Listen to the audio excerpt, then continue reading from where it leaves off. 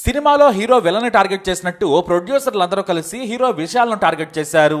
ఎంతలా అంటే విశాల్ సినిమాకి మీరు పని చేయాలి అంటే టెక్నీషియన్స్ దగ్గర నుంచి ఆర్టిస్టుల వరకు కూడా ప్రతి ఒక్కరూ పర్మిషన్ తీసుకోవాల్సిందేనట. ఎందుకు అంటే నిర్మాతల మండలి అధ్యక్షుడిగా విశాల్ గతంలో పనిచేశారు. ఆ సమయంలో నిధులు దుర్వినియోగం చేశాడన్న ఆరోపణలున్నాయి. ఇకపై విశాల్తో ఎవరు సినిమా చేయాలన్నా కూడా అనుమతి తీసుకోవాల్సిందేనని తమిళ నిర్మాతల మండలి కండిషన్ పెట్టింది. దర్శకుడి నుండి టెక్నీషియన్ వరకు ఎవరైనా సరే విశాల్తో కలిసి వర్క్ చేయాలనుకుంటే తప్పక అనుమతి తీసుకోవాల్సిందేనని అల్టిమేటం జారీ చేసింది కూడా. మరైతే నిర్మాతలకు హీరో విశాల్ ఎందుకు టార్గెట్ అయ్యాడు, ప్రొడ్యూసర్ల పాలిట విలన్ ఎందుకు అయ్యాడు, అసలు విశాల్ ఏం చేశాడో చూద్దాం. తమిళ హీరో విశాల్ ఎన్నో సూపర్ హిట్ సినిమాలతో తమిళతో పాటు తెలుగులో కూడా మార్కెట్ సంపాదించుకున్నాడు. మొదటి నుంచి కూడా ఉన్నట్టు మాట్లాడి వివాదాల్లో నిలుస్తూ ఉంటాడు. ఇటీవల తమిళనాడులో థియేటర్స్ అన్ని కూడా కొంతమంది చేతుల్లోనే ఉన్నాయని, వాళ్ళు చెప్పినప్పుడే సినిమా రిలీజ్ చేయాలని, సినిమా వాళ్ళందరినీ కూడా వాళ్ళు కంట్రోల్లో ఉంచుతున్నారని, వాళ్ళు మరెవరో కాదు రెడ్ జాయింట్ డిస్ట్రిబ్యూటర్స్ అంటూ ఇంటర్వ్యూలో చెప్పుకొచ్చాడు విశాల్.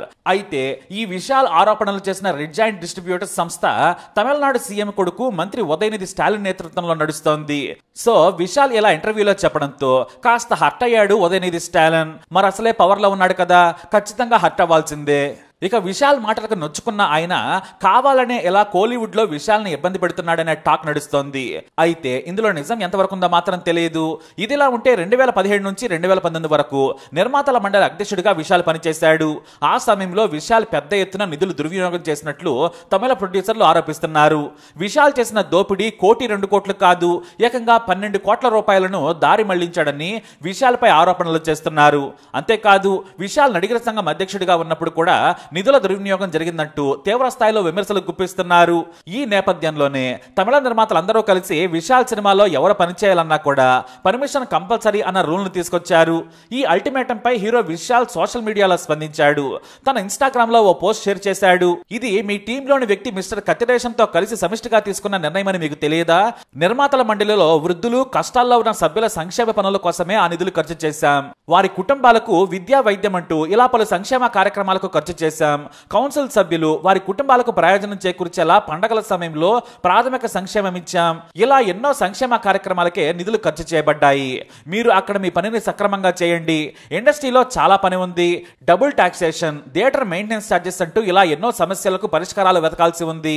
ఇక విశాల్ కంటిన్యూగా సినిమాలు చేస్తూనే ఉంటాడు. కావాలంటే నన్ను ఆపేందుకు ట్రై చేసుకోవచ్చు. నిర్మాతలు అని పిలువబడే ఎప్పటికీ సినిమాలు నిర్మించలేని ప్రొడ్యూసర్స్ మీరు. అసలు అక్కడ సినిమాలు తీసే నిర్మాతలు ఉన్నారా? ఆలోచించండి అంటూ విశాల్ పోస్ట్ చేసుకొచ్చారు. అంటే మొత్తానికి విశాల్ చెప్పేది ఏంటంటే, మీరు ఏం పీక్కోవాలనుకుంటున్నారో పీక్కోండి, నేను మాత్రం నా సినిమాలు ఆపను, అవి రిలీజ్ కూడా చేసి తీరుతాను అంటున్నాడు. ఇక మొదటి నుంచి కూడా విశాల్ దుందుడుగానే ఉంటాడు. ప్రస్తుతం స్వీయ దర్శకత్వంలో డిటెక్టివ్ 2 తీస్తున్నాడు. వాస్తవానికి ఇది మిస్కిన్ తీయాలి. అయితే అతనితో గొడవలు వచ్చాయి. అతను ఎప్పుడో వెళ్ళిపోయాడు. అక్కడ నుంచి ఈ సినిమా ట్రాక్ తప్పింది. కానీ సగం తీసిన ఆ సినిమాని ఇప్పుడు స్వీయ దర్శకత్వంలో డిటెక్టివ్ 2గా విశాల్ తీస్తున్నాడు. ఇక విశాల్ కి సపోర్ట్ చేసేవారు కూడా చాలా మందే ఉన్నారు. ఫ్యాన్స్ అయితే ఓ రేంజ్ లో నిర్మాతల మండలిపై విరుచుకుపడుతూ ఉన్నారు. మరి ఇష్యూ ఇంకెంత దూరం వెళ్తుందో చూడాలి.